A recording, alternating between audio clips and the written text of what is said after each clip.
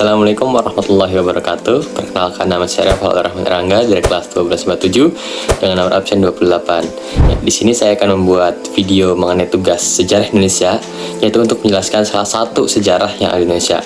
Dan sejarah yang akan saya jelaskan di sini adalah sejarah mengenai Perang Padri. Ya, ini materi kelas 11. Oke, mari kita langsung saja ke videonya dan ke penjelasannya. Check it out. Oke, Perang Padri berawal dari masyarakat Minangkabau yang sudah lama memeluk agama Islam, tapi sebagian besar dari mereka masih memegang teguh adat dan menjalani kebiasaan lama. Adat dan kebiasaan itu berupa minum minuman keras, berjudi, bahkan sabung ayam. Padahal dalam agama Islam, kebiasaan-kebiasaan seperti itu termasuk perbuatan yang haram. Kebiasaan ini terjadi di lingkungan masyarakat yang masih belum memiliki ajaran Islam yang kuat. Tapi datanglah 3 orang haji yang bernama Haji Miskin, Haji Piobang, dan Haji Sumanik yang ingin melakukan gerakan pembaruan ajaran Islam di Minangkabau. Gerakan pembaruan ini diilhami dengan penaklukan Mekah bersama kaum pembaru pemurnian agama Islam atau kaum Wahabi, karena mereka bawa pulang dari Mekah lewat pelabuhan Aceh yang bernama Pedir. Maka gerakan pembaruan ini dinamakan sebagai gerakan Padri. Mereka melakukan gerakan pembaruan karena merasa kecewa dengan kondisi Minangkabau pada saat itu. Apalagi kalangan bangsawan, raja-raja, atau kaum adat masih melakukan hal-hal yang dilarang dalam Islam. Ditambah, mereka tidak mengindahkan ajaran-ajaran agama dan lebih mementingkan adat daripada aturan-aturan agama.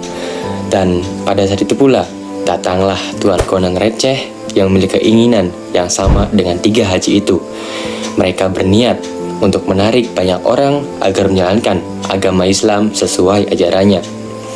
Para ulama ini menamai kelompok mereka dengan sebutan Harimau Nan 8. Harimau Nan 8 pun datang ke kerajaan Pagaruyung yang merupakan salah satu kerajaan pusat di kaum adat pada saat itu.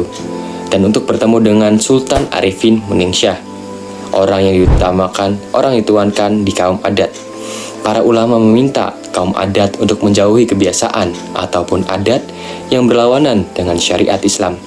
Tapi kaum adat dan kaum padri sulit untuk mencapai kesepakatan. Kaum adat tetap tidak mau goyah dalam mempertahankan kebiasaan dan adat mereka. Sampailah akhirnya kaum adat dan kaum padri pun memulai pertempuran saudara.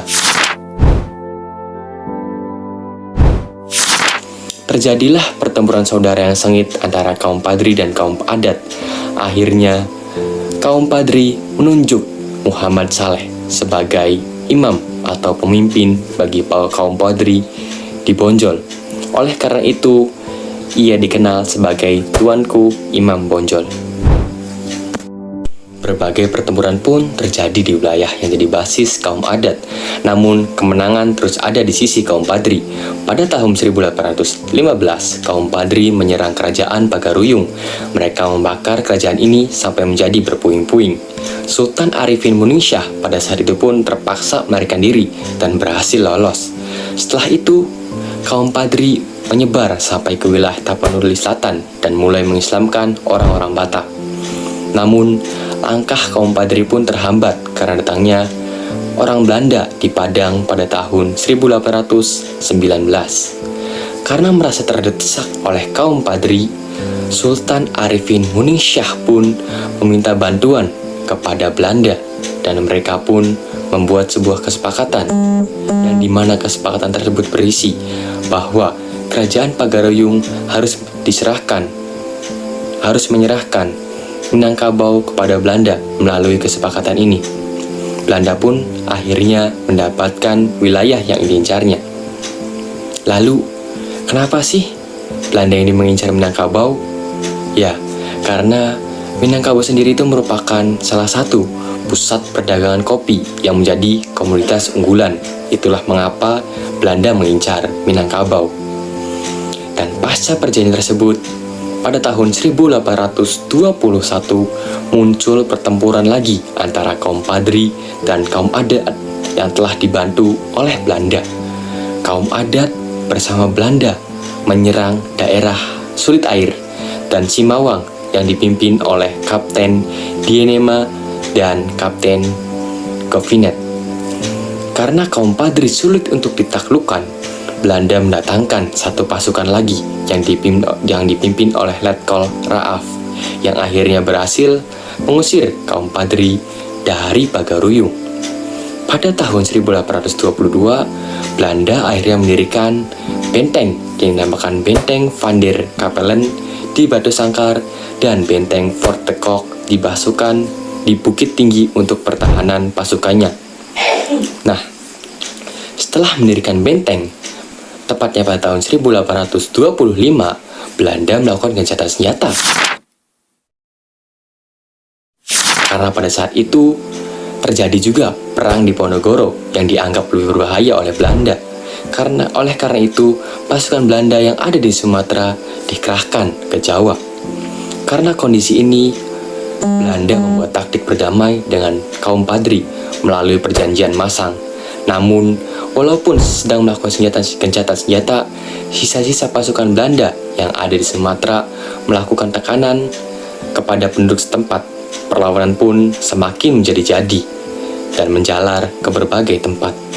Apalagi pada saat itu, Tuanku Imam Bonjol mendapatkan dukungan dari Tuanku Nan Gapuk, Tuanku Nan Cerdik, dan Tuanku Hitam untuk melakukan perlawanan terhadap Belanda.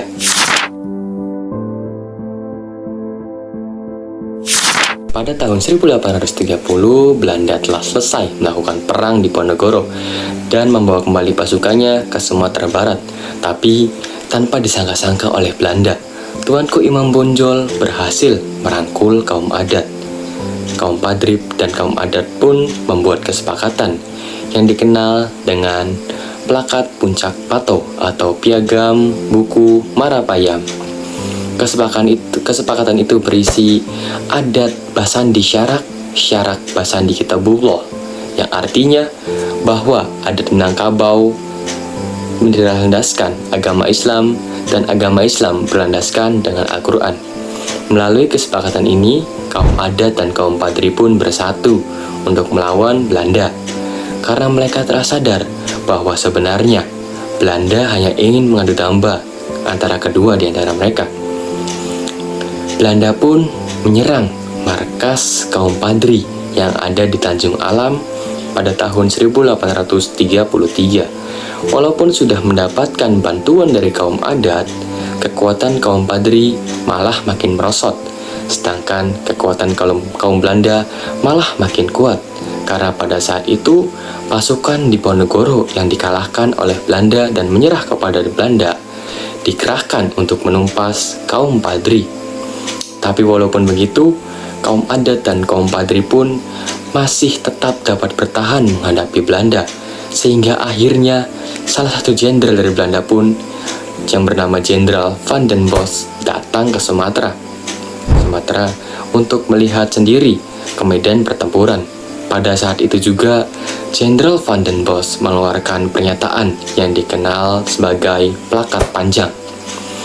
Pernyataan itu berisi bahwa Belanda datang hanya untuk berdagang dan menjaga keamanan. Yang kedua, penduduk Minangkabau yang ikut Belanda tidak harus membayar pajak. Dan yang ketiga, Belanda juga akan membuat jalan dan membuka sekolah. Sungguh manis sekali pernyataan yang dibuat oleh Belanda ini.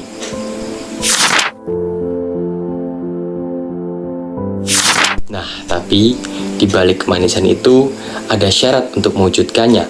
Semua penduduk yang ikut ke Belanda harus menanam kopi dan menjualnya kepada Belanda. Karena itu pula rakyat Sumatera pun tidak menanggapi pernyataan itu dan terus melanjutkan perlawanannya kepada Belanda. Dalam kondisi terjepit, Belanda mengajak Tuanku Imam Bonjol untuk berunding. Namun, perundingan ini malah dimanfaatkan oleh Belanda untuk mengetahui seberapa besar kekuatan yang dimiliki oleh kaum Padri dan kaum adat. Akhirnya perundingan pun gagal, karena Belanda sudah mengepung benteng Bonjol. Sangat licik sekali Belanda ini. Pada tanggal 16 Juni 1835, benteng Bonjol pun diserang dengan tembakan mortir dan meriam. Kaum Padri pun membalas dengan menyerang menggunakan tembakan dari atas bukit. Pada akhirnya, kaum Padri dan kaum adat pun berhasil dikalahkan oleh Belanda. dan markas kaum Padri pun akhirnya jatuh ke tangan Belanda. Dan pada tanggal 25 Agustus 1837, Tuanku Imam Bonjol beserta sisa pasukannya ditawan oleh Belanda. Tuanku Imam Bonjol pun dibuang ke Cianjur, lalu dipindahkan lagi ke Ambon, dan akhirnya dibuang lagi ke Minahasa atau Manado. Tertangkapnya Imam Bonjol tidak membuat perlawanan yang dilakukan oleh kaum adat dan kaum Padri pun berhenti begitu saja. Perlawanan masih ada walaupun kekuatan mereka tidak sekuat sebelumnya, dan akhirnya pada tahun 1845 pun Belanda menang sepenuhnya. Paguruyung tidak lagi menjadi daerah otonom. Belanda mengubah sistem pemerintahannya seperti di Jawa. Kerajaan Paguruyung kini berada di bawah kekuasaan Belanda. Rajanya pun dijadikan oleh bupati. Hal ini membuat Belanda dengan mudah untuk memonopoli perdagangan kopi di wilayah Sumatera Barat. Oke, itu dia cerita mengenai salah satu sejarah yang ada di Indonesia, yaitu sejarah mengenai Perang Padri. Ya, kurang lebihnya mohon maaf ya apabila ada salah kata ataupun salah pengucapan. Saya minta maaf dan terima kasih sudah menonton video ini. Saya akhiri. Wassalamualaikum warahmatullahi wabarakatuh.